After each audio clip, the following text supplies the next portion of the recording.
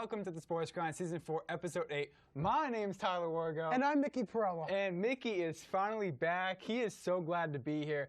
We have so much to talk about, like always, except we have another sport we're going to add on, and that's the FIFA World Cup.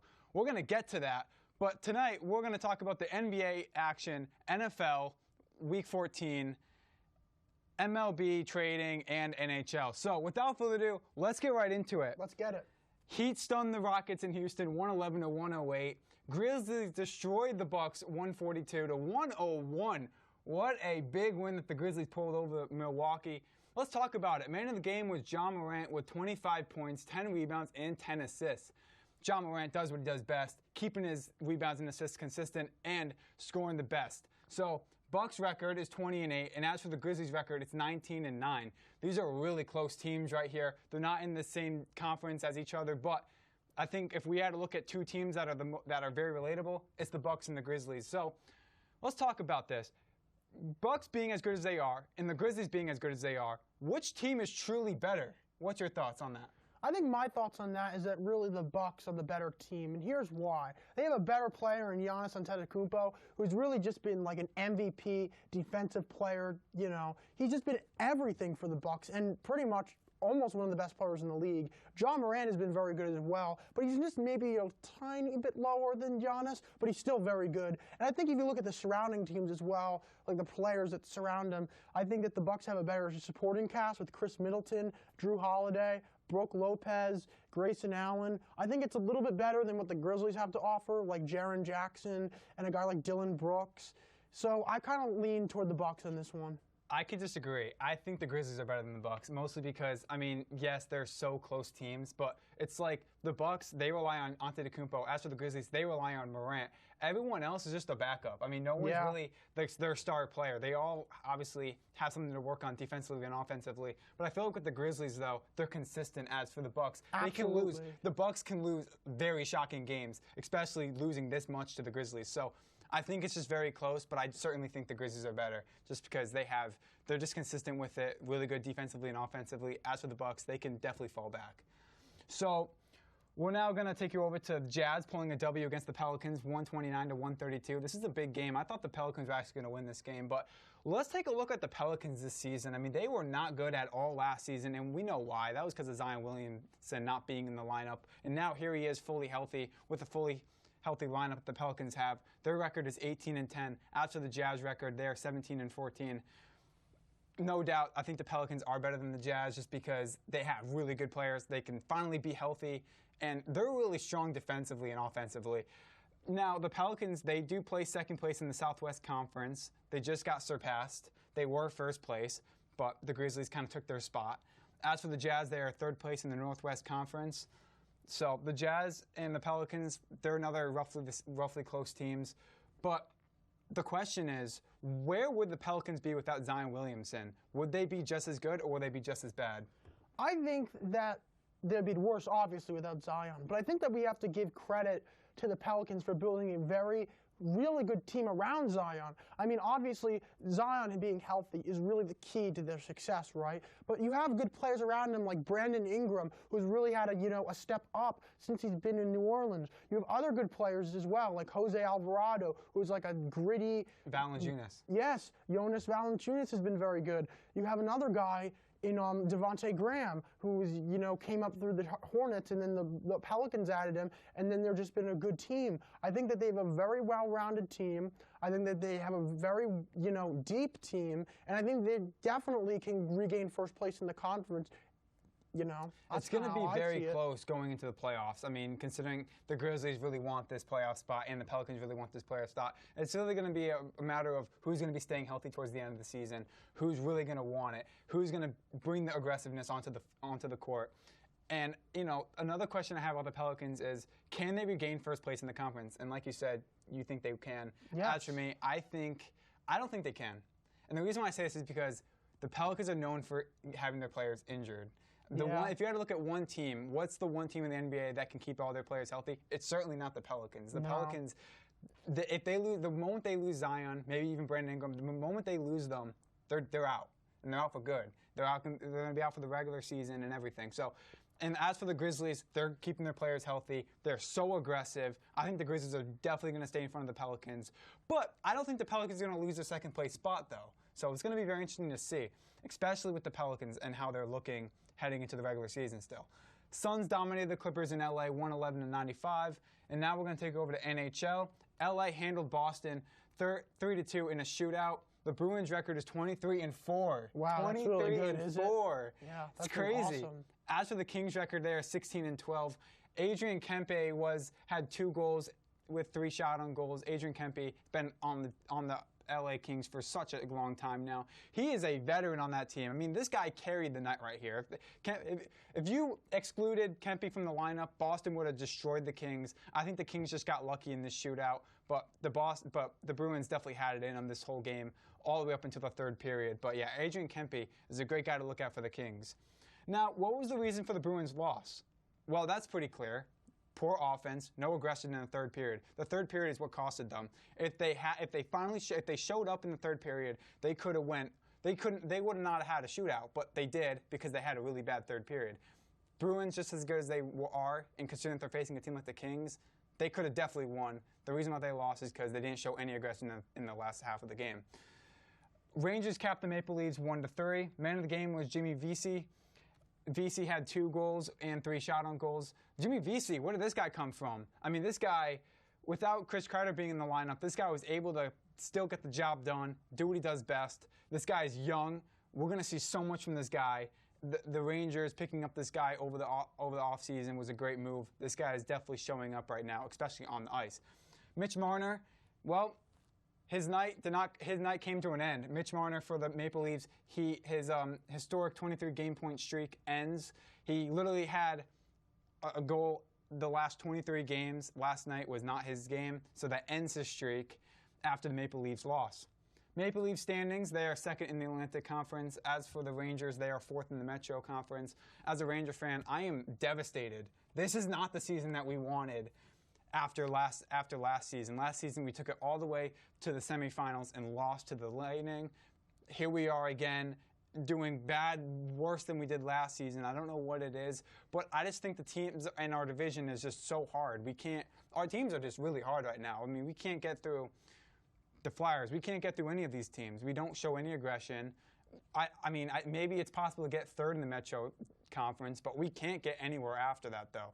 So the Rangers are not what we would expect from them last season. Now, can the Rangers keep their 5-game win streak alive? Yes, they won yesterday, but can they keep this alive? I think they can. I think they can go maybe 6 games. Maybe they can win 7 games in a row. Maybe they can do that. They are facing the Flyers, who aren't the best. They are facing the Blackhawks, who are not the best as well. We do have a nice, these next 2 games this weekend should be pretty easy for the Rangers to win, but like I said, the players have to show up. We need to see defensively. We can't let these penalties get a hold of us. We got to just, stay cautious of the penalties, how we're running the puck on the ice, and that's really about it. That is what's going to keep us alive, and that's what's going to make us not lose a game. But after these 2 games, we're back to facing some hard teams, so it's going to be hard for the Rangers to, help their record out. Flyers won facing the Devils 2-1. Golden Knights defeated the Blackhawks in the United Center 4-1. Golden Knights are absolutely stunning right now. I mean, these guys, last season they did just as well. They kind of let the last half of the season get a hold of them, but the Golden Knights are onto something. Watch out for them. Every game that they're playing, they're up by three points, so keep an eye out for them. Now we're going to get to some interesting stuff. Now we're going to get to some NFL Week 14. Let's start off with Mickey's favorite team, the Jets. Oh, boy. Jets held the L facing the Bills 12-20. Hey, it's the Bills. Yeah. I got to give that one to you. Bills are a hard team to face. The standings, Jets are 4th in the AFC East. Bills are 1st in the AFC East. And let's talk to the Jets fan here. Could Mike White do better? He did a great job in Week 13, but Week 14, the game got a little bit ahead of him. I think that Mike White can do better, but I also don't think that he was put in a position to succeed. I mean, they had a very poor offensive line. He was getting hit all over the place. I mean, he's not even playing next week because he has a rib cage injury. I mean, he was not put into a great position to succeed. Obviously, he could do a little bit better. The team around him could do a little bit better as well, but I honestly think that he needs to, you know, get a better team around him in order for him to play to his best on potential, you know? And he's a small guy, too, so he doesn't really like to run the ball himself. He doesn't like to do his QB. Mike White is not the guy to do QB sneaks or any of that stuff. No, he's a pocket passer. Right. And, you know, and in order to be a pocket passer, you got to have a good wide receiver, got to have a good running back. And if they can't show up, you're not showing up. So it's really just if the offense is there, he's going to be there. If the offense is not going to be there, he's not going to be there. That's just how it is. Now, yes, the offense was not that good against the Bills, but the defense, I think, was what really kept this game close up until the second half of the game. The Jets' defense has been absolutely special. I gotta rate it. I gotta rate the defense a 7 out of 10. What's your thoughts? What's your rating? I'm gonna rate them better. I think they're a 9 out of 10. Now, they've just been outstanding all over the place. DJ Reed, Sauce Gardner on the corners, right? You got the defensive tackle Quinn Williams, who's been one of the best defensive players in football. You got C.J. Mosley at linebacker. You got Jordan Whitehead at safety. You got a ton of these players that are really playing well under a defensive coach in Robert Saleh. And really, I think they're finally starting to take a step that, you know, we thought that they could last year, but they just didn't. But this year, they're taking a huge step forward. A 9 out of 10 rating for me. Although, if it was a 9 out of 10 rating, then why did they give up 2 touchdowns to the Bills? Bills are a tough team, That's man. why I said 7 out of 10. I said 7 out of 10 because if they were 9, I would say if they won this game, they would have been 10 out of 10. But they did let go of this, you know, they did let the Bills score, and that's what kind of pushed them back below in the ratings. You look at some of their older games, man. They kept games really close. Eagles, now this is a big game. Eagles ruined the Giants 48-22. Eagles' record is now 12-1, and that's for the Giants. They're 7-5. Man of the game was Miles Sanders with 2 touchdowns, a 3.5 average, and 144 yards. Miles Sanders does what he does best. Him and Jalen Hurts are the best dynamic duo in NFL right now. Hate me or not, that is just that's a statement. Miles Sanders and Jalen Hurts best dynamic duo. Eagles defense. The defense is the reason why they were just doing this good. I mean, if the defense was not there, the Giants would have beat the Eagles easily. Absolutely. 7 sacks. Dan Jones got 7 sacks. Yeah, that's a lot. And had 1 fumble. Defense That's his showed problem. up. He's always had a ton of fumbles throughout his career. Yeah, and like I said, like what we said earlier, I mean, if their offense doesn't show up, Daniel Jones' offense doesn't show up, he's not going to show up. And that's exactly what was proven there on the game. Now, what does this loss mean to the Giants? I mean, to me, this loss made the Giants, all right, it was a statement that they're not making it to the playoffs, but they're going to make it to the wild card. I think it's set that the Giants will be in the wild card, but they're not going to be in the playoffs. Yeah, I think that you're absolutely right. It does tell them that they're going to be a wild card team instead of, you know, an actual team. I think one of the things that really, you know, within the Eagles' standpoint is really that they're so much better than the Giants, and the Giants have completely overperformed this year. I mean, they really don't have a lot of offensive talent. Tell me an offensive player besides Saquon. More from? I was going to say, yeah, no, you're right, actually. I was going to say Saquon. They don't really have anyone besides Saquon. Yeah. So really, and a lot of the guys are rookies. They have rookies on their team. Yeah, they do, but they don't have a star player. They don't have Odell anymore. Really, they lack, you know, outside talent that could help this team.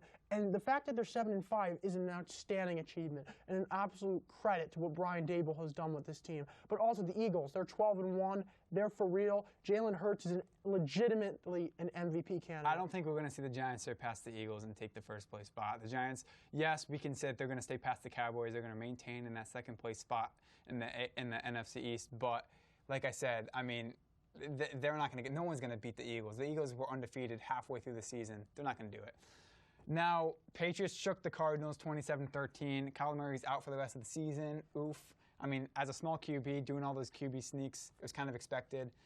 49ers clinched the NFC West by beating the Seahawks 21-13. No doubter. Yeah, I mean, and the Niners, even with a 7th-round rookie quarterback, they're winning games. Easy schedule. Facing the Seahawks, who are not good at all. It was just easy for them. Yep. All right, MLB trade and signings. We're going to keep this very brief. Oh, boy. This is his favorite. He would love to talk about this. DeGrom on the Rangers. Thoughts? I'm really sad. As a Mets fan that loved Jacob DeGrom, watched him pitch for 8 years. It's tough. It's very tough for me.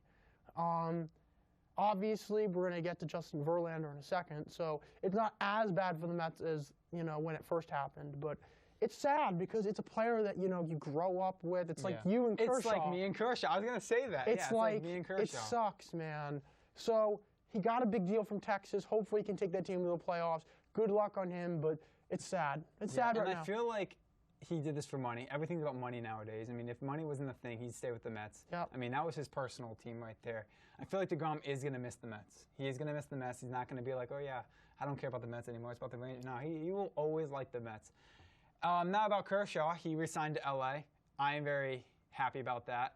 It was a debate because, people were like, oh, Kershaw grew up in Texas. He's going to stay on the Rangers. He's going to be on the Rangers to, have that local team that he grew up liking and grew up being around. He grew up in Dallas, so he wanted to be around the Rangers. But Kershaw, just like DeGrom, it was personal to him. He's a personal pitcher to the fans. He's a personal guy. He has a big connection with LA. So he's been there his whole career. I don't blame him for staying on the Dodgers. But people are saying he's going to retire with the Rangers. I feel like if the DeGrom thing on the Rangers did not happen, then the Kershaw would have went to the Rangers, I feel like.